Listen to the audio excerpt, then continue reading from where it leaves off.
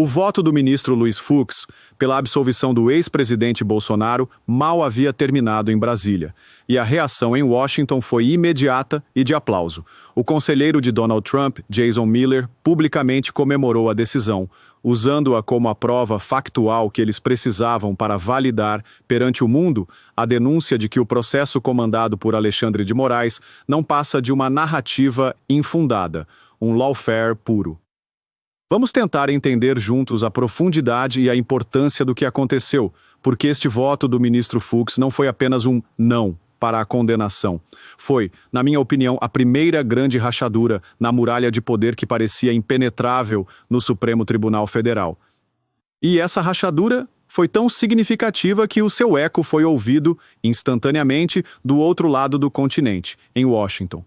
Para a gente ter a dimensão do que aconteceu, a gente precisa lembrar do clima que antecedeu o voto dele. O julgamento na primeira turma do Supremo Tribunal Federal já tinha começado. O relator, o ministro Alexandre de Moraes, já tinha lido o seu voto, que a gente sabe que foi pela condenação.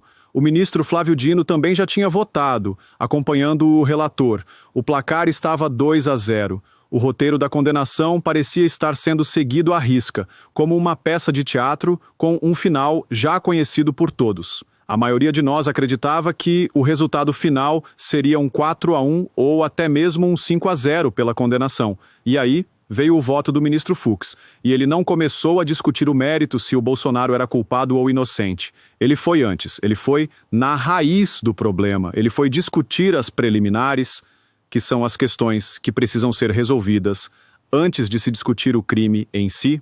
E a principal preliminar que ele levantou foi uma bomba, a incompetência do Supremo Tribunal Federal para julgar aquele caso. O argumento dele, que foi explicado de forma muito clara, é baseado na própria jurisprudência do Supremo. A regra do foro privilegiado, até pouco tempo atrás, era clara. Ela só vale enquanto a pessoa está no cargo. Se um presidente, um deputado, um senador deixa o cargo, ele perde o foro e passa a ser uma pessoa comum, que deve ser julgada pela primeira instância. E foi exatamente isso que aconteceu com o Bolsonaro.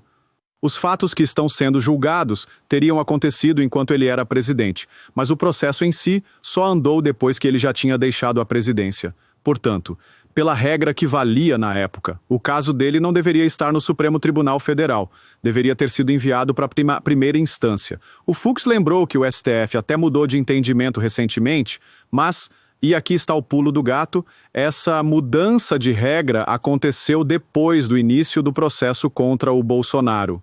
E no direito existe um princípio sagrado que diz que a lei não pode retroagir para prejudicar o réu. Você não pode mudar a regra no meio do jogo para dificultar a vida de um dos jogadores. E foi exatamente isso, na visão do Fux, que o Supremo Tribunal Federal fez. Ele aplicou uma regra nova a um caso antigo. E isso, para qualquer jurista sério, é uma ilegalidade. Com base nisso, o Fux pediu a nulidade de todos os atos decisórios praticados. Em bom português, ele pediu para anular tudo e mandar começar do zero, lá na primeira instância. Mas ele não parou por aí. Mesmo depois de pedir a anulação, ele fez questão de entrar no mérito, de analisar as acusações. E o que ele fez foi uma demolição, peça por peça, da narrativa construída pelo ministro Moraes. Ele afirmou que os ataques de Bolsonaro e seus aliados contra as urnas e o judiciário, por mais duros que fossem, estão amparados pela liberdade de expressão. Ele disse que as instituições se fortalecem com o debate e não com a censura. E, por fim, votou pela absolvição de Bolsonaro nos 5 crimes que lhe foram imputados. E agora, a gente chega ao ponto central do nosso vídeo de hoje: a conexão com Washington. A gente sabe que a crise brasileira deixou de ser um problema doméstico. Ela é acompanhada de perto pelo governo de Donald Trump, que já aplicou sanções e fez duras críticas ao que ele considera uma perseguição política. E eles estavam, obviamente, assistindo a esse julgamento com uma lupa. O voto do Fux mal tinha acabado de ser proferido, e a reação em Washington foi imediata. E não foi uma reação discreta, foi um aplauso público. Jason Miller, que é um dos principais conselheiros do presidente Trump, foi para suas redes sociais e comemorou. E ele não apenas comemorou, ele usou as palavras do Fux como a prova factual, a validação que eles precisavam para a sua tese. Ele disse que o ministro Fux estava acabando com a guerra política de notícias falsas de Alexandre de Moraes. Eu quero que você entenda a dimensão disso. A equipe de Trump não precisou mais usar as suas próprias palavras para criticar o Moraes. Eles agora podem usar as palavras de um ministro do próprio Supremo Tribunal Federal. Eles podem chegar para a comunidade internacional, para a imprensa mundial e dizer: vejam, não somos nós que estamos dizendo que o processo é uma farsa. É um dos juízes mais experientes da própria Corte Brasileira que está dizendo. Ele está dizendo que o tribunal é incompetente. Ele está dizendo que as acusações são sobre liberdade de expressão. Ele está votando pela absolvição. A prova do lawfare, da perseguição judicial, não é mais uma opinião nossa. É um fato documentado no voto de um ministro do STF. Essa jogada, essa sinergia entre o que aconteceu em Brasília e a reação em Washington é de uma força demolidora para a credibilidade do ministro Moraes e de todo o processo. O voto do Fux foi a munição que faltava para o time de Trump.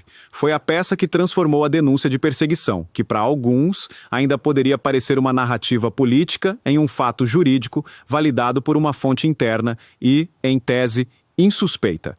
O que acontece a partir de agora? O voto do Fux sozinho não absolve o Bolsonaro, mas ele abre uma porta que estava trancada. Ele cria uma divergência tão forte, tão bem fundamentada, que a pressão sobre os outros dois ministros que ainda não votaram, a Carmen Lúcia e o Cristiano Zanin, se torna gigantesca. Eles não podem mais simplesmente seguir o voto do Moraes como se nada tivesse acontecido. Se o fizerem, estarão passando por cima de um argumento técnico robusto.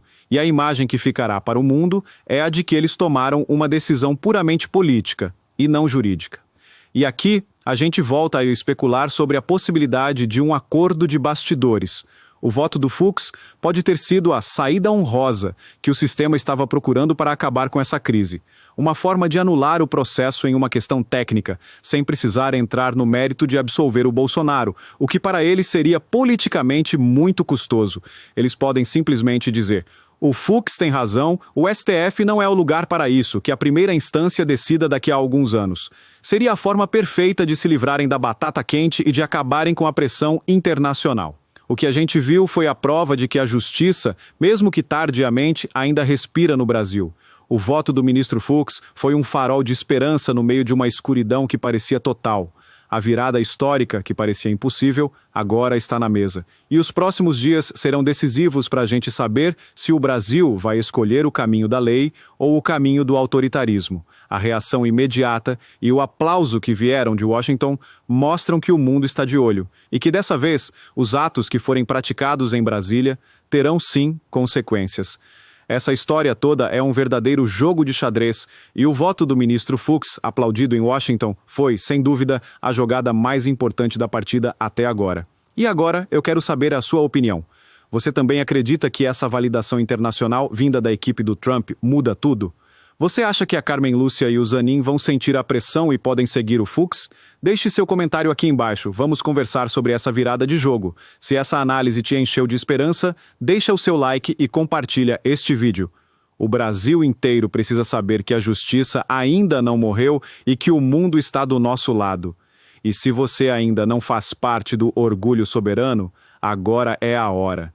Inscreva-se no canal e ative o sininho, porque a gente não vai perder nenhum lance dessa partida histórica. Um grande abraço.